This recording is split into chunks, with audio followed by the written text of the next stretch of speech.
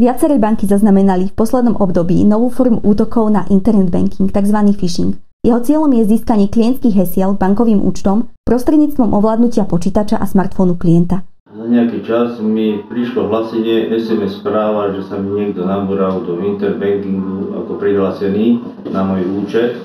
V tom okamžiku som telefonoval na centrálu a číslo účtu, aby zablokovali, čo sa aj tak stalo.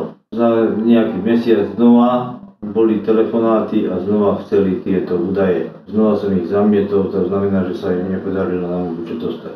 Krádež hesiel je najrýchlejšie sa rozvíjajúcou internetovou kriminalitou. Antifishingová pracovná skupina, ktorej členmi sú rôzni poskytovatelia bezpečnostných služieb, odhaduje, že počet útokov v minulom roku zrástol o 40%. Najzávažnejší je pritom fakt, že každý jeden útok môže zasiahnuť niekoľko miliónov užívateľov internetu. Tí sa musia pripraviť na čoraz rafinovanejšie metódy. Ako sa teda brániť phishingovým útokom?